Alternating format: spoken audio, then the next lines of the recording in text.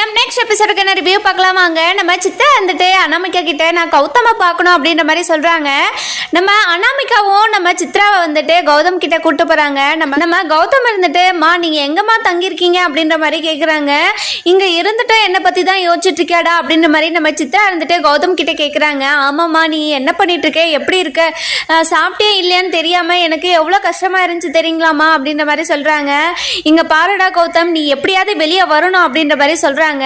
மா நான் ஒரு ஐடியா பண்ணியிருக்கேம்மா அப்படின்ற மாதிரி சொல்றாங்க. அதுக்கப்புறம் நீங்க வீட்டுக்கு போங்க, அது தெரியும் உங்களுக்கு அப்படின்ற மாதிரி சொல்றாங்க நம்ம சித்ரா கிட்ட நம்ம கௌதம். அதுக்கப்புறம் நம்ம சித்ராவும் கிளம்பிடுறாங்க. கிளம்பிட்ட உடனே நம்ம கௌதம் வேலையை ஆரம்பிச்சிடுறாரு. என்னன்னா மயக்கம் போட்டு கீழே விழுற மாதிரி விழுந்துடுறாரு. அதுக்கப்புறம் யார் எழுப்பியும் கௌதம் வந்து எழவே மாட்டாரு. அதுக்கப்புறம் போலீஸ் எல்லாம் பயந்துகிட்டே ஹாஸ்பிட்டல் கூட்டு போயிடுறாங்க. கூட்டு போன உடனேயே நம்ம கௌதம் இருந்துட்டு அட்மிஷன் போட்டுடுறாங்க. அதுக்கப்புறம் வீட்டில் இருக்கிற எல்லாருக்குமே சொல்லிடுறாங்க. நம்ம கௌதம் இருந்து ட்ரீட்மெண்ட் போயிட்டு இருக்க நேரத்தில் நர்ஸோட ஃபோனை வாங்கிட்டு அவங்க அடியாளுக்கெல்லாம் கால் பண்ணிட்டு ஐஸ்வர்யாவை எப்படியாவது கடத்திடுங்கடா அப்படின்ற மாதிரி சொல்லிடுறாங்க.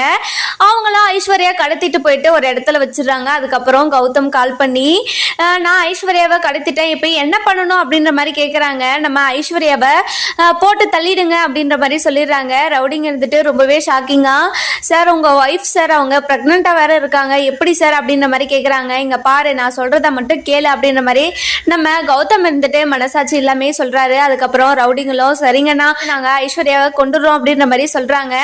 அதுக்கப்புறம் என்ன நம்ம கௌதம் இருந்துட்டு இனிமே ஐஸ்வர்யா தொல்லை நமக்கு இல்லவே இல்லை அப்படின்ற மாதிரி நினச்சிட்டு சந்தோஷமா இருக்காரு.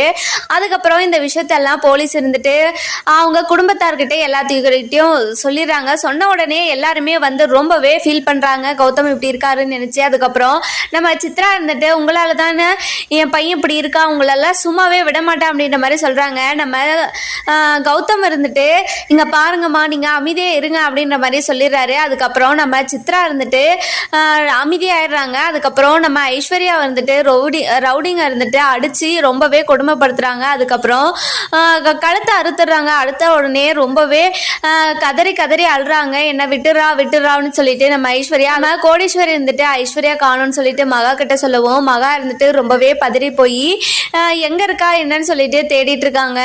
தேடியும் நம்ம ஐஸ்வர்யா வந்து கிடைக்க மாட்டாங்க.